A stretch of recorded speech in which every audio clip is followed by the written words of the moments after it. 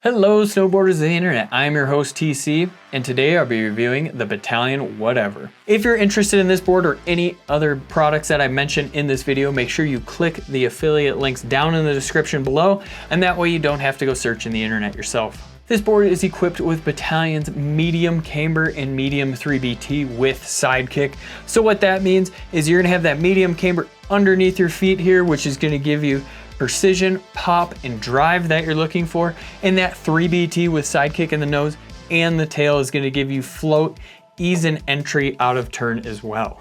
The whatever comes in a 138, a 144, a 148, 151, 154, 157, 156 wide, 159 wide, and a 162 wide.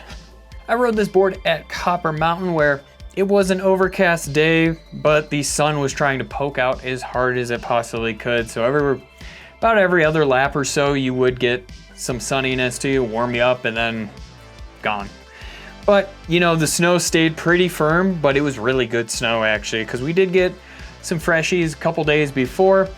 It just stayed really nice and cold, and just that classic hero snow that you've heard me talk about before, where you could just lay an edge in it and just know.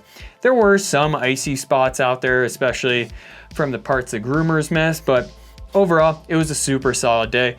I used my Ride Fuse boots and my Jones Mercury phase bindings.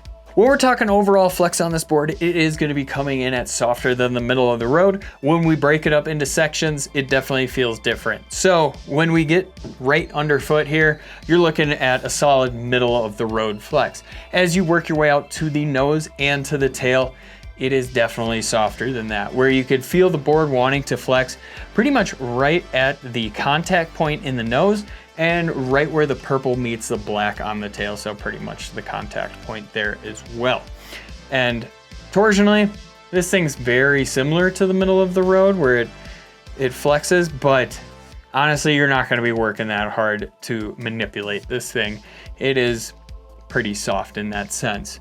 When we move over to the stability portion, you'll notice it is more on the lively side, especially because of that softer nose and tail. You do feel that nose kind of chattering at high speeds there, so keep that in mind. But as I mentioned before, it is more on the lively side, so don't expect it to absorb a bunch of chatter. I didn't really feel a whole lot of actual chatter coming through, but you could just feel that vibration from the nose when you're charging, especially on that firmer snow.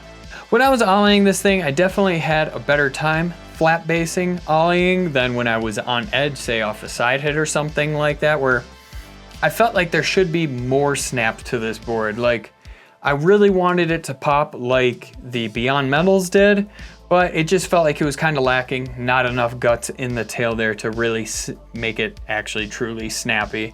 When I did take it off of jumps, kind of the same situation. I would rather actually let the lip do the work than pop it, just because it felt a little bit washy if I was on edge trying to hold that edge and pop, just because I try to use the contact point when I'm popping as opposed to holding that edge right underneath my back foot. So it just felt a little unpredictable there. Landings were totally fine though. I could just land bolts and keep charging into the next one. I didn't really have to worry about that too much. I just wish there was a little bit more in the tail just to get you in the air just a little bit more like I like, especially when it comes to those jumps, because you guys know me, if you've watched my reviews before, I love to pop on jumps, and I just wasn't able to do that with full confidence here. Since I have your attention, you might as well like, subscribe, click that bell, and turn on those notifications so you don't miss any of our scheduled programming. Butterability and jibbing. For what this board lacks on pops and jumps, it makes up for in the butterability and jibbing category, where once you remember there is 3BT in the nose and the tail, this thing becomes just a butter master, where I could just shift my weight a little bit over onto that contact point and it was already flexing and buttering for me, which was great. Super catch free, absolutely loved it. Same with on the tail, just like I mentioned before, that flex point right where the purple meets the black, that's where you're gonna be buttering this thing. And you're not gonna be having to keep all of that weight just totally thrown back there. You can kind of just shift your hips and you're totally buttering. And the same goes when you're pressing on rails or ledges. It's super easy, almost a cheat code in that sense, when you could just lean back. Make sure that if you are not fully square on it, you're gonna feel that 3BT because you have just a skinny center strip there. So keep that in mind, especially when you're hitting tail presses or nose presses. But when you slide this thing in between your feet, it is pretty comfortable. I didn't have it like clanky on rails or anything like that, since it is a little bit thinner profile of a board. It kind of caressed those rails really well and didn't want to spring back too much. This board is actually really easy to carve on those short quick carves because you're going to be turning it from right underneath your feet here. You're not going from contact to contact on it, just like pretty much every other Bataleon board with any sort of 3BT in it, where you're steering it right underneath your feet. So when you're going for those short quick carves, nice and easy. As you get to those medium, larger carves, even Euro carves, you'll shift your weight back slightly, where you're really going to be using pretty much right where the tail or the black tail meets the purple there.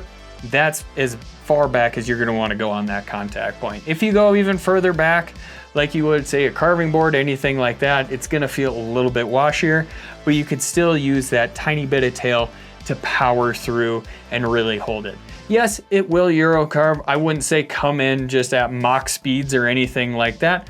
A little bit more controlled, a little bit more centered, slightly with that back pressure on the back foot a little bit more, and you'll be able to Euro carve no problem. It's really when you start trying to go contact to contact is when it gets a little bit washy. So as long as you don't do that, you're gonna be totally fine. This board is made for somebody that's not gonna be the most aggressive rider out there. They're actually gonna be more on that creative side, where they just see something, they're gonna wanna just butter around on it, kind of play around, and just have a really good time on it. They're not taking it too seriously. They're not trying to break any speed records on it. They're just out there to have a good time. If you're looking for another way to get involved in the Angry Snowboarder community, head on over to Angry Snowboarder VIP. What is it, you might ask? Sure, I could explain it here, but we have a great video over there getting into it really in depth. I had a good time on this board. It's not my favorite board. It's not my favorite board out of their line, but I actually had a better time on it carving than I did like hitting jumps or anything like that, where I think it shines on those short medium carves and sliding the steel. I just wish it had more pop to it, honestly. If they fix that, then it'd be a great board and I could actually see it. But honestly, if they put a little bit more pop in the tail, then we're just pretty much talking about the Beyond Metals board, and you know, there's too much overlap there. So I see what it's good for and who it's made for. It's just not made for me. If pretty much what I described and who it's for sounds like you, then this would be a great board for you. But if you're looking for something more aggressive, you might want to check out one of our recommended boards or our comparable boards. Comparable boards: the Salomon Assassin, the Capita Mercury, and the Ride Shadowban. Recommended bindings: the Union Force, the Bataleon Blaster heel wrap, and the Salomon Hologram.